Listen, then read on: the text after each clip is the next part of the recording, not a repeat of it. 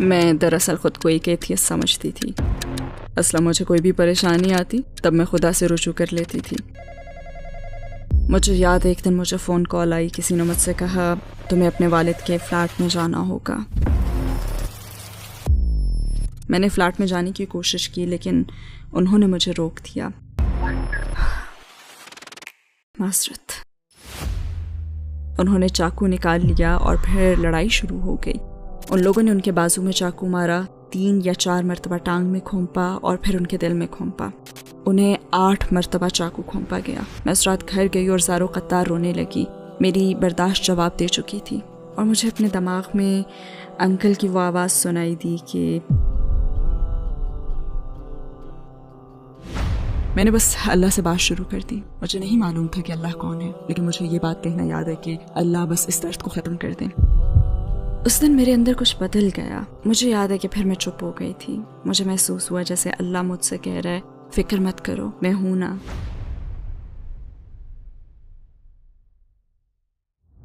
अस्सलाम वालेकुम सिस्टर ऐशा Mercedes. Towards eternity में हम आपको अपने साथ देखकर बहुत खुश हैं। मेरा पहला सवाल ये है कि ऐशा मर्सिडीज कौन है? क्या आप हमें अपनी ज़िंदगी के मुताल्लिक मुख्तसरन बता सकती हैं? वालेकुम अस्सलाम वरहमतुल्लाहि वबरकातुहू। मुझे बुलाने के लिए जज़ाकल्लाहु खैर। यहाँ आकर मुझे बहुत खुशी हुई है। मैं लंदन में पैदा हुई और वहीं पली बड़ी और 12 साल की उम्र में एसेक्स आ गई। मैं मिक्स नस्ल से हूँ, आधी जमैकन और आधी अंग्रेज़। मेरा नन्याल कुछ कैथलिक था मगर मेरे घर में कोई भी मज़हब को फॉलो नहीं करता था। खुदा के होने पर शायद मेरा यकीन तो था मगर कोई ख़ास मज़हब नहीं था। जब कुछ बड़ी हुई तो मुझे एक क्रिश्चियन की शनाख्त दी गई मगर मुझे लगता था कि मैं एक एथियस्ट हूँ। फिर 13 साल पहले मैंने इस्लाम कबूल कर लिया और तब से मैं कम्युनिटी वर्क, रज़ाकाराना काम, टेलीविज़न प्रेजेंटिंग और पॉडकास्टिंग कर रही हूँ। ईमान के लिहाज से आपकी ज़िंदगी कैसी थी? क्या आप अपने मजहबी बैकग्राउंड के मुताल्लिक बता सकती हैं? मुझे मज़हब का पता था मगर मेरे अपने घर में इस पर अमल नहीं था।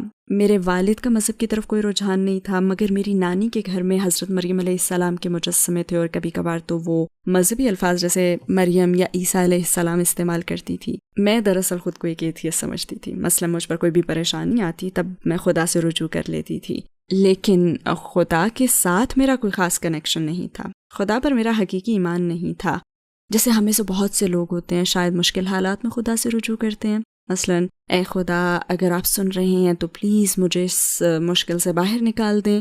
तो मेरा खुदा के साथ इसी तरह का ताल्लुक़ था, इसके अलावा और कोई कनेक्शन नहीं था। फिर ऐसायत की कौन सी बात आपको गैर माकूल लगी? इसमें कुछ सवालों के जवाब मेरे पास नहीं थे और मुझे ये तसव्वुर समझने में बहुत मुश्किल हुई कि ईसा अलैहिस्सलाम नाउज़ बिल्लाह खुदा के बेटे हैं। अगर खुदा तमाम तर ताकत और कुदरत का नाम है तो फिर ये तसव्वुर क्यों है कि हज़रत ईसा अलैहिस्सलाम को हमारे गुनाहों के लिए कुर्बान होना पड़ा? आखिर क्यों? हमें हज़रत ईसा अलैहिस्सलाम की इबादत क्यों करनी चाहिए? तो ये तसव्वुर मेरे लिए बहुत अजीब था। मैं बस इसे समझ नहीं सकी। तो मुझे सवालात पूछना याद है और ये भी कि मुझे चुप करवा दिया गया और कहा गया कि मुझे सवालात नहीं पूछने चाहिए। हाँ, वो गुस्सा तो नहीं करते थे लेकिन गोया मुझे नज़रअंदाज कर देते थे। और दिलचस्प बात तो ये है कि जब मैं मुसलमान हुई और मज़हब की समझ पाना शुरू की तो मुझे मेरे तमाम सवालों के जवाब मिल गए। अल्लाह कुरान में फरमाता है कुन फयकून, हो जा तो वो हो जाता है। तो मैंने उससे ये समझा कि अल्लाह को तो किसी भी पार्टनर की ज़रूरत ही नहीं है। अल्लाह को अपनी इबादत करवाने के लिए बेटे की ज़रूरत नहीं है। लिहाजा एक वो वक्त था जब मुझे चर्च में अपने सवालों के जवाब नहीं मिलते थे और वो तसव्वुरात मेरी समझ से बालातर थे। लेकिन जब कुरान और अल्लाह का कलाम मैंने पढ़ा और इस हकीकत को समझा कि अल्लाह को किसी भी पार्टनर की ज़रूरत नहीं है और सिर्फ अल्लाह ही की इबादत करनी चाहिए, तो ये बात मुझे बिल्कुल माकूल लगी। मैं जानना चाहता हूँ कि आपका इस्लाम का सफ़र कैसे शुरू हुआ? ऐसा क्या हुआ जिसके बाद आपने इस्लाम पर गौर करना शुरू किया? मैं अपने बचपन में कुछ बहुत मुश्किल चीज़ों से गुजरी हूँ। जैसे मेरे वालिद स्किज़ोफ्रेनिया के शदीद ज़हनी मरीज़ थे और मेरे लंदन छोड़ने की वजह भी यही थी कि मैं अपने वालिद से दूर जाना चाहती थी। मैं लंदन में जिस पहले स्कूल में गई थी वहाँ मिक्स नस्ल होने के बायस मेरा मजाक उड़ाया गया, लिहाजा मैं स्कूल से भी दूर भागती रही और मेरी वालिदा ने मुझे कहा भी कि अपने बाप को मत बताना, लेकिन मैंने उन्हें बता दिया और मेरे वालिद ने इंतहाई जारहाना और खौफनाक रद्द-ए-अमल दिया। वो चीख रहे थे कि तुमने मुझे क्यों नहीं बताया, तुमने मुझे क्यों नहीं बताया, और वो मेरी नानी के घर के बाहर सड़क के बीच खड़े होकर चिल्ला रहे थे। बस उसी रात हमने सामान बांधा और एसेक्स की तरफ रवाना हो गए। जब मैं 12 साल की उम्र में एसेक्स आई तो میں پورے اسکول میں اکیلی غیر انگریزی بچی تھی، باقی سب وائٹ تھے اور یہ میرے لیے مشکل صورتحال تھی۔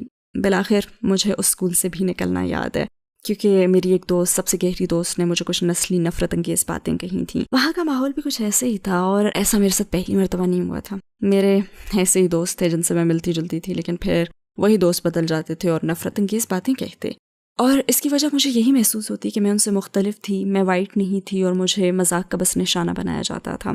یہاں تک کہ میرے بولنے کے انداز کا بھی مذاق اڑایا جاتا، کیونکہ میرا لہجہ لندن والا تھا، جبکہ ایسیکس کا لہجہ لندن کے لہجے سے بہت مختلف ہے، تو اس کا بھی مذاق اڑایا جاتا۔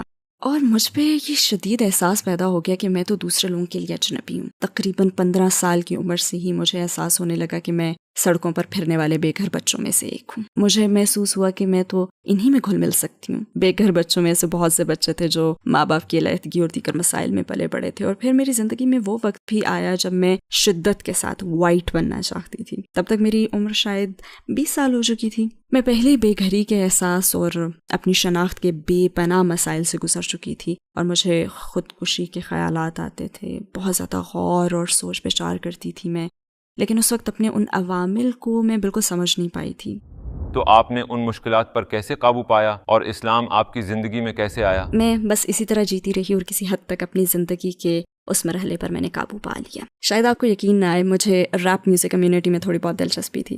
کچھ ریپرز جنہیں میں جانتی تھی انہوں نے مجھے اسلام کے متعلق بتانا شروع کیا۔ UK کی ریپ کمیونٹی میں بہت سے مسلمان ہیں۔ میں دراصل اس ریپ گروپ کے ساتھ ریپ ٹیون پر ایک گیت بنانے کا پلان کر رہی تھی، اور ان میں سے ایک نے مجھے اسلام کے متعلق بتانا شروع کیا۔ مزے کی بات تو یہ ہے کہ اس کے مطابق وہ مجھے پہلے بھی اسلام کے متعلق بتاتا رہا ہے، لیکن مجھے یاد نہیں تھا۔ اور سبحان اللہ، اس سے مجھے قرآن کی آیت یاد آتی ہے جہاں اللہ نے فرمایا ہے اس نے تمہارے دل پر مہر لگا دی ہے۔ مجھے کچھ بھی یاد نہیں تھا، مگر اس نے کہا کہ میں تمہیں اسلام کے متعلق بتانے کی، تمہیں دعویٰ دینے کی یا تمہیں اسلام سمجھانے کی کوشش کرتا رہوں، مگر تم، اور میں نے کہا مجھے تو کوئی بھی بات یاد نہیں ہے۔ تو مجھے وہ دائی یاد ہے جس نے مجھ سے حضرت عیسیٰ علیہ السلام کے خدا کا بیٹا ہونے اور یہ بات غیر معقول لگنے کے متعلق بات کی۔ یعنی اللہ پہلے ہی مجھ میں یہ احساس پیدا کر چکا تھا کہ حضرت عیسیٰ علیہ السلام خدا کے بیٹے نہیں ہو سکتے، اور جب اس ریپر نے کہا نا کہ یہ بات تو عقل سے بالا تر ہے اور اللہ کے ایک ہونے کو سمجھایا، تو میں بے اختیار کہہ اٹھی کہ واہ، یہ بات واقعی عقل میں آتی ہے۔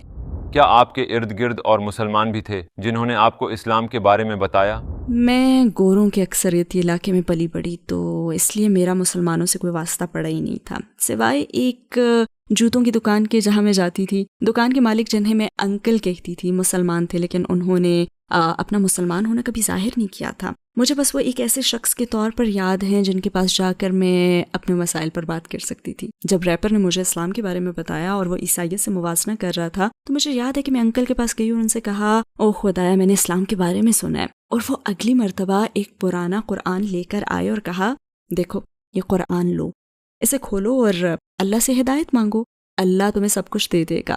میں وہ قرآن لے کر گھر آ گئی اور اسے ایک طرف رکھ دیا۔ میں بس اسی طرح جیتی رہی، یعنی باہر جانا، پارٹی کرنا اور اپنی زندگی میں مگن رہنا۔ تو اس وقت مجھے قرآن دیا گیا اور میں نے دعوت کو کچھ قبول کرنا شروع کر دیا تھا، لیکن پھر بھی میں اتنی بڑی تبدیلی کے لیے بالکل تیار نہیں تھی۔ میں اب بھی پارٹی لائف سٹائل کو انجوائے کر رہی تھی، تب بھی مجھے میوزک میں کافی دلچسپی تھی، اس لیے میں یہ قدم نہیں اٹھانا چاہتی تھی۔ حالانکہ میرے اس یقین کی تو شروعات ہو گئی تھی اور اس وقت مجھے بھی یقین تھا کہ یہی سچ ہے۔ اسلام قبول کرنے کے حوالے سے آپ کے لیے ٹرننگ پوائنٹ کیا تھا؟ مجھے یاد ہے ایک دن مجھے فون کال آئی، کسی نے مجھ سے کہا کہ تمہیں اپنے والد کے فلیٹ میں جانا ہوگا۔ تو میں نے لندن کی جانب سفر کیا کیونکہ میں 6 میں تھی، اور وہاں پہنچ کر ان کے میں فلیٹ گئی تو میں نے دیکھا کہ ہر جگہ پولیس ٹیپ لگی ہے۔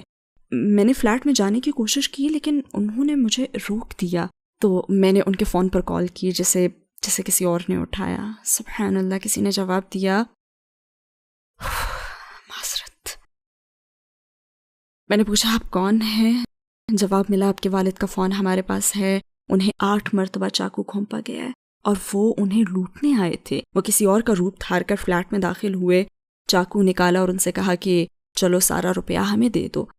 اب میرے والد اسکیزوفرینیا کے مریض تھے، لہٰذا وہ آسانی سے سب دینے پر رضامند نہیں ہوئے اور بس وہاں پہ لڑائی ہونا شروع ہو گئی۔ ان لوگوں نے ان کے بازو میں چاقو مارا، 3 یا 4 مرتبہ ٹانگ میں گھونپا اور پھر ان کے دل میں گھونپا۔ میں ہسپتال میں اپنے والد سے ملنے گئی، 12 بجے ڈاکٹرز تبدیل ہوئے۔ تب ایک ڈاکٹر نے کہا کہ ان کے دل میں چاقو گھونپا گیا ہے، کہ آپ نے ان کا دل چیک نہیں کیا؟ میں نے کہا مجھے تو یہ ٹھیک لگ رہے ہیں۔ انہوں نے کہا کہ نہیں، ہمیں ان کا دل چیک کرنا ہوگا۔ اور جب انہوں نے ان کا دل چیک کیا تو اس میں سوراخ تھا. اگر انہیں پتہ نہ چلتا تو اندر خون رستا رہتا اور ان کی موت ہو جاتی. میں اس رات گھر گئی، زاروں قطار رونے لگی. میری برداشت جواب دے چکی تھی. میرے والد موت کے منہ میں تھے. میں نے بس قرآن کھولا اور مجھے اپنے دماغ میں انکل کی وہ آواز سنائی دی کہ اللہ سے مانگو، اللہ جو چاہتا ہے کر سکتا ہے. تو بس میں نے اللہ سے بات کرنا شروع کر دی. مجھے نہیں معلوم تھا کہ اللہ کون ہے، لیکن مجھے بات کہنا یاد ہے کہ اللہ بس اس درد کو ختم کر دیں. اور مجھے وہ گرم جوشی سنسنی کا احساس بھی یاد ہے جو میرے قدموں میں داخل ہوا اور پورے جسم میں پھیل گئی. میرے دل کو ایک اطمینان محسوس ہوا. اس دن میرے اندر کچھ بدل گیا. مجھے یاد ہے کہ پھر میں چپ ہو گئی تھی. پھر مجھے محسوس ہوا جیسے اللہ مجھ سے کہہ رہا ہے فکر مت کرو، میں ہوں نا. اس دن پہلی مرتبہ میں نے اللہ سے دعا کی تھی اور اس نے فوراً جواب دیا. پھر کیا ہوا کہ آپ نے آخرکار مسلمان ہونے اور کلمہ پڑھنے کا فیصلہ کر لیا؟ السلام علیکم بھائیوں اور بہنوں، ہمیں احساس ہوا ہے کہ ہمارے چینل پر 80% ناظرین بشمول اس ویڈیو کے ہمارے سبسکرائبرز نہیں ہیں. جیسا کہ آپ جانتے ہیں کہ ہم غیر منافع بخش تنظیم ہیں اور ہماری ویڈیو پر اشتہارات غیر فعال ہیں. ٹوورڈز ایٹرنیٹی صرف ایک یوٹیوب چینل ہی نہیں بلکہ ایک مدرسہ بھی ہے. یہاں ہم خود کو اور نوجوانوں کو اسلامی تعلیم سے آراستہ کرتے ہیں. لہٰذا ہمارے اس مطالبے کا واحد مقصد سچائی کو پھیلانا ہے. ہو سکتا ہے بظاہر یہ چھوٹا عمل لگے، لیکن انشاءاللہ یہ ہمیں لاکھوں لوگوں تک پہنچنے میں مدد کرے گا. آئیے اب لائک اور سبسکرائب بٹن پر کلک کریں اور ساتھ مل کر ٹوورڈز ایٹرنیٹی کا سفر کریں.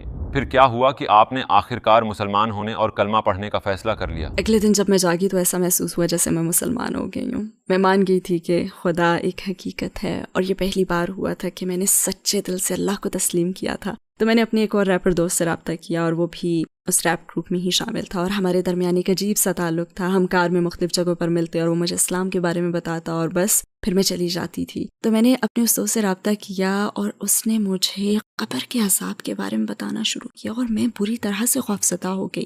لیکن میرا خوف اس طرح کا تھا کہ میں غیر مسلم رہ کر مرنا نہیں چاہتی تھی. اس وقت میرا وہ خوف جہنم دوزخ کی آگ کے لیے نہیں تھا بلکہ میں قبر کے عذاب سے خوفزدہ تھی کیونکہ یہ چیز میرے لیے بالکل نئی تھی اور بہت زیادہ ڈرا دینے والی تھی. پھر میں اگلے 3-4 دن بہت زیادہ جذباتی رہنے لگی. مجھے ہر روز بہت زیادہ رونا آتا.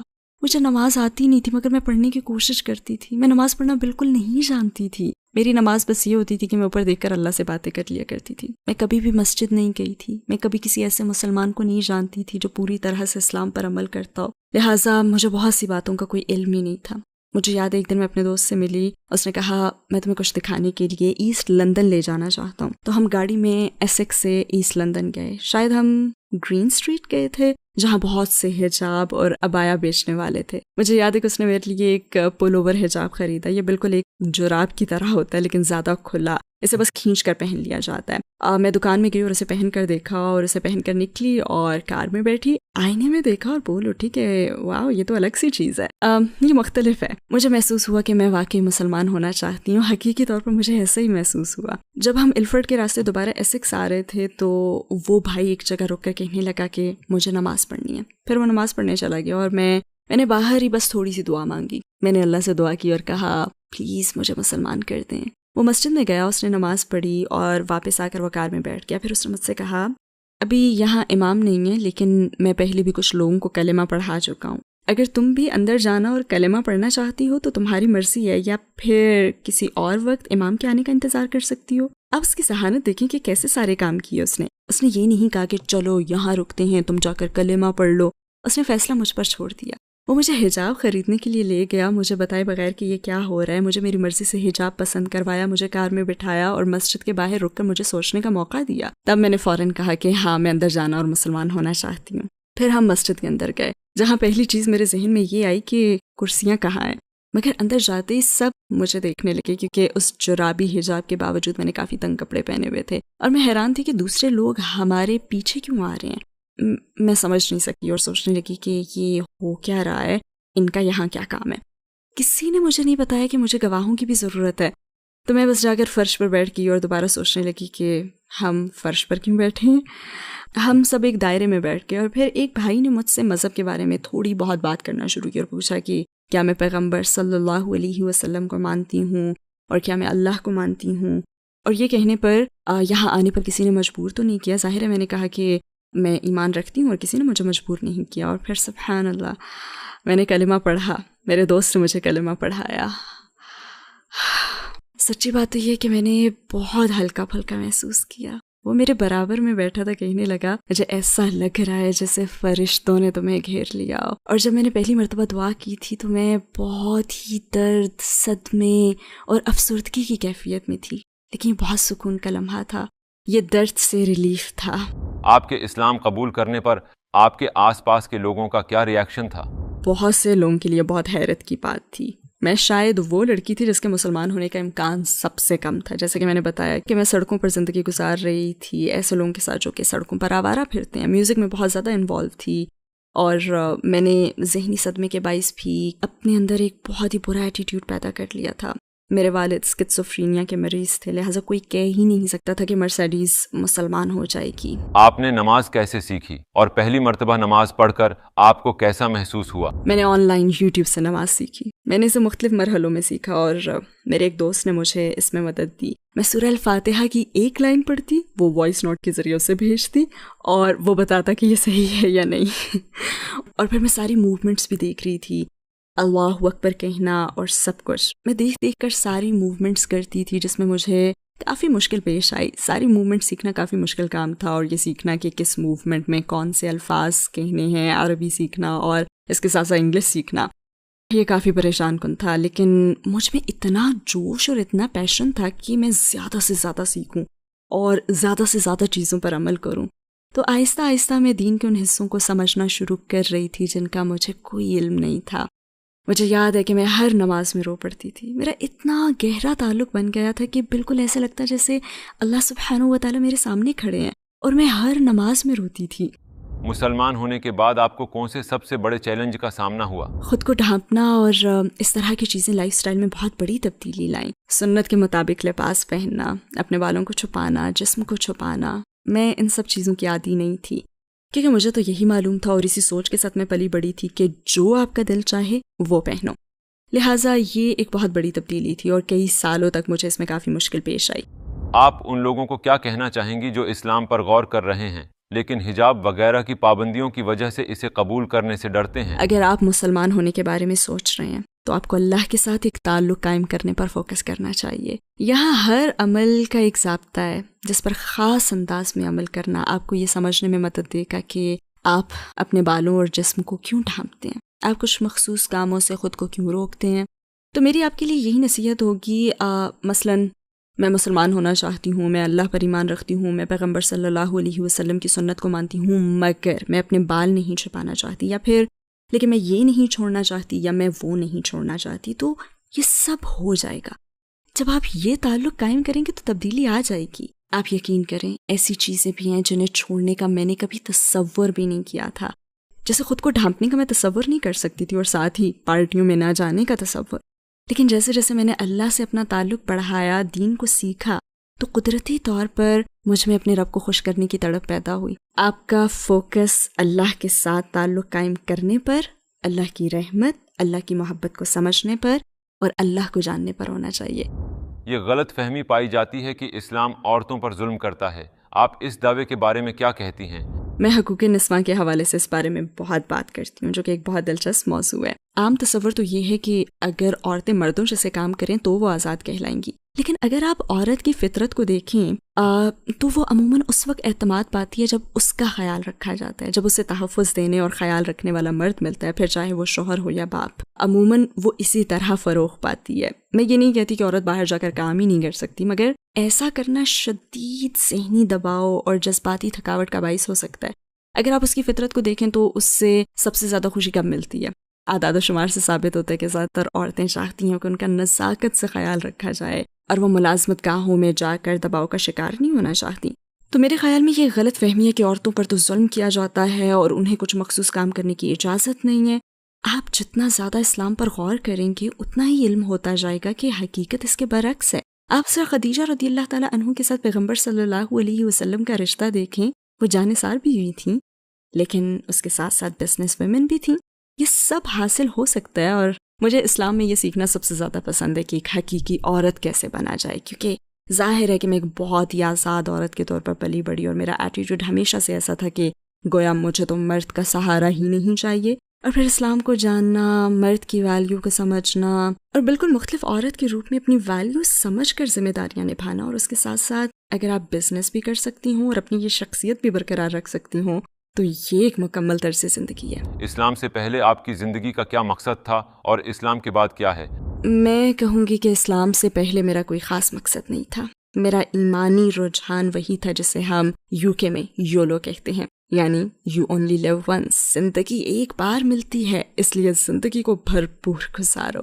اس لائف سٹائل میں مسئلہ یہ تھا کہ اس میں کوئی مقصد نہیں تھا، اور جب کوئی مقصد ہی نہ ہو تو آپ اپنے وجود میں خلا کا شکار ہو جاتے ہیں، آپ کو جینے کی کسی وجہ کا احساس ہی نہیں ہوتا۔ اور میں اپنی ابتدائی زندگی میں بہت بار اس پوائنٹ پر پہنچی کہ جب بتیاں بجھ جائیں، مدھم ہو جائیں اور جب پارٹی رک جائے تو پھر زندگی کا کیا مقصد رہ جاتا ہے۔ تو اسلام نے نہ صرف مجھے اگلی زندگی میں جنت میں ہمیشہ کی خوشی پانے کا مقصد دیا، بلکہ مجھے وہ نعمتیں بھی دی ہیں جنہیں میں اپنی زندگی میں استعمال کر سکتی ہوں۔